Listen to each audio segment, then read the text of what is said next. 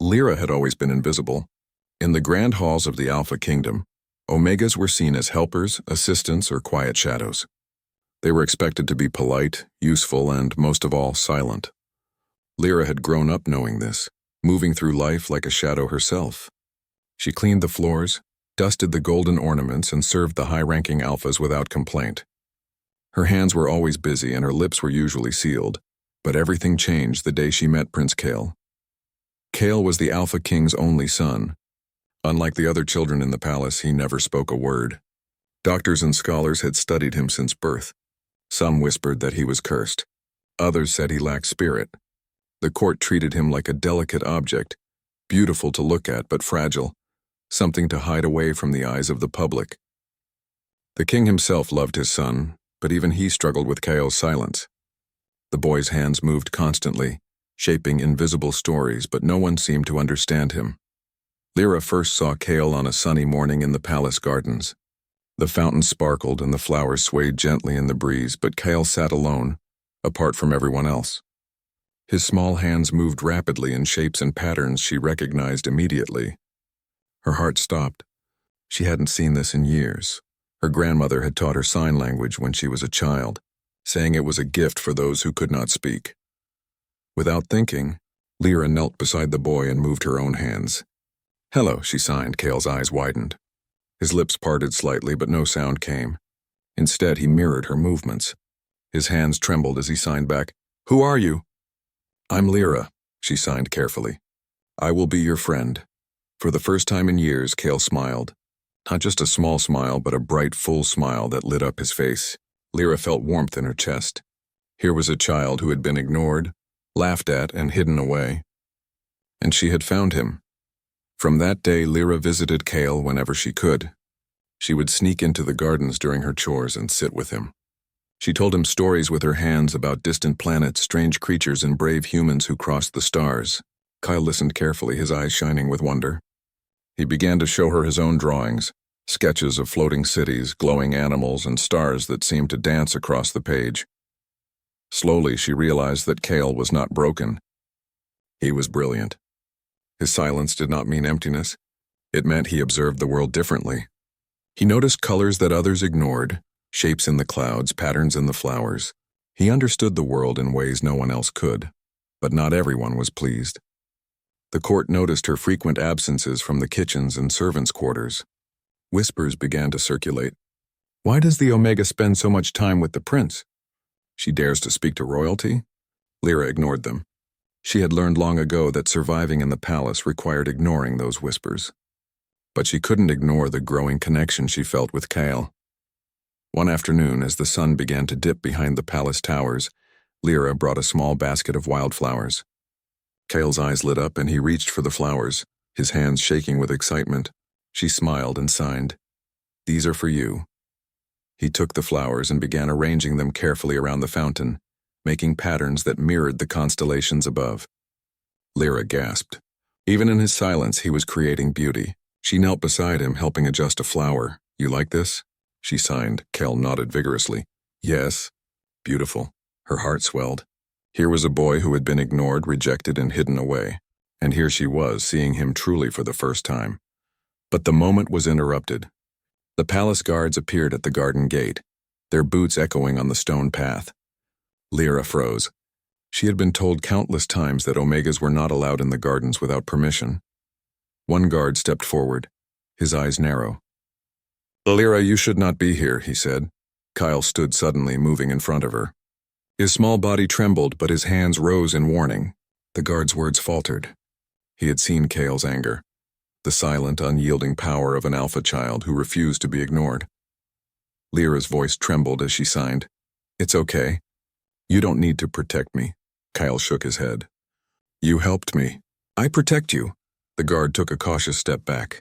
Even in silence, Kale's presence was commanding. The other guards whispered among themselves and then retreated. Lyra exhaled, her chest tight with relief. That night she returned to her small quarters in the servants' wing. She sat on the floor looking at her hands.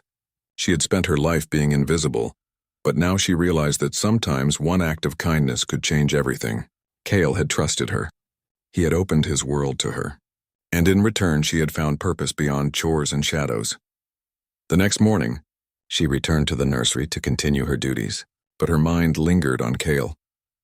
She remembered the way his eyes sparkled when he learned a new sign, or when he showed her a new drawing. She realized that he was teaching her as much as she was teaching him. Through him, she learned patience, courage, and the quiet strength of someone who had been overlooked. Days passed, and Lyra's visits to Cale became routine. They communicated entirely in signs now, exchanging stories, laughter, and silent jokes. Cale's drawings grew more intricate, depicting planets with golden rivers, cities that floated above clouds, and creatures that glowed under twin moons. Lyra encouraged him, signing praises for his imagination, but the palace could not remain blind forever. One afternoon, the Alpha King himself saw Cale smiling. It was not a small, fleeting smile. It was a genuine, radiant expression. Curious and concerned, he followed his son's gaze and saw Lyra sitting beside him, her hands moving rapidly in the air, explaining words that only Cale could understand. The court gasped.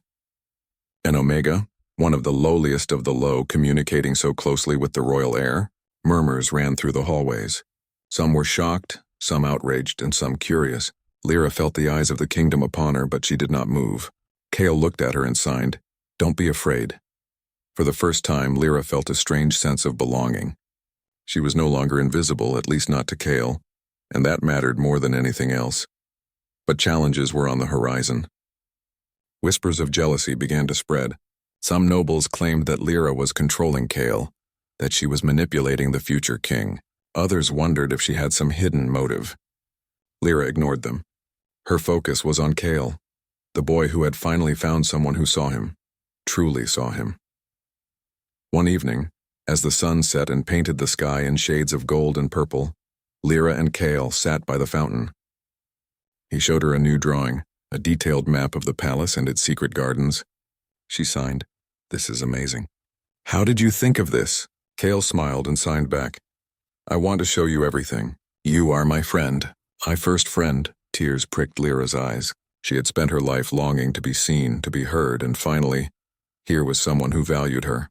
She signed, "And you are my friend too, always."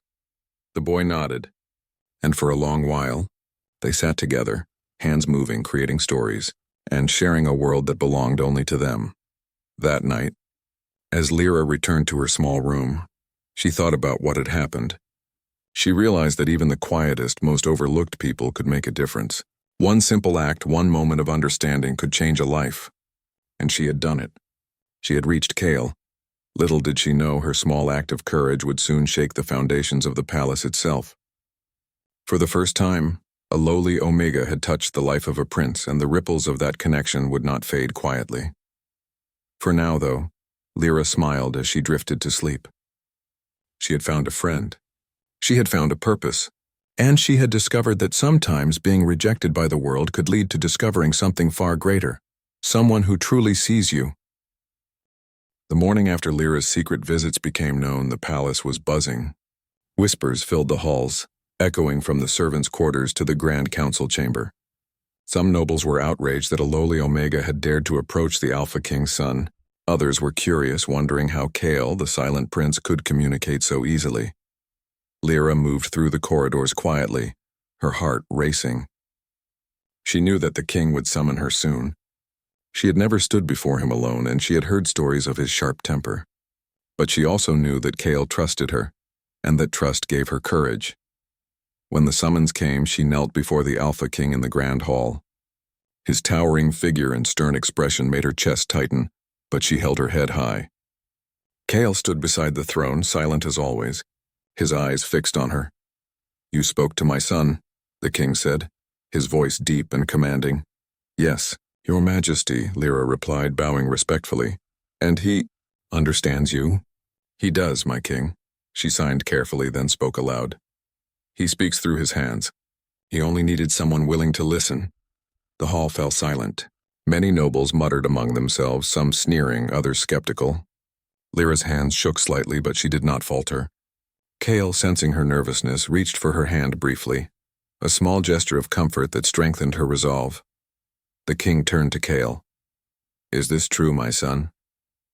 Cale raised his hands and began to sign. The courtiers watched in confusion, except Lyra, who translated each movement aloud. He says, I can think. I can feel. I am not broken. The room erupted in a mix of surprise and astonishment. For years the boy had been hidden away, whispered about as if he were fragile or flawed, and now, through the hands of an Omega, he was speaking clearly, boldly and confidently. The king's expression softened. He studied Kale's movements and Lyra's translation. A pride he had never allowed himself to show welled up inside him. He realized that his son was not lacking in strength or intelligence. He had simply never been understood, and Lyra, the quiet Omega, had given him that understanding. From today, the king said, his voice steady, Lyra will remain by my son's side. She will teach the court to understand him, and she will be his translator. Some nobles gasped. Others whispered angrily. A few clapped quietly, moved by the sight of the boy finally being seen. Lyra's heart leapt, but she kept her bow low. She had never expected recognition, only the chance to help a boy who needed her. In the days that followed, Lyra's role in the palace changed. She taught the staff how to use sign language, and Kale began communicating more with those around him. At first it was awkward. Some guards struggled to form the signs correctly. Some nobles grumbled, claiming it was beneath them. But Kale was patient, and Lyra was patient too. Slowly, the kingdom began to notice the prince in a new light. Kale's drawings grew more detailed. He sketched new gardens, designs for fountains, and even plans for a library full of ancient texts. Lyra translated each one, explaining his ideas to the king and the council. Soon they realized that Kale's imagination and intelligence were extraordinary. But not everyone welcomed this change.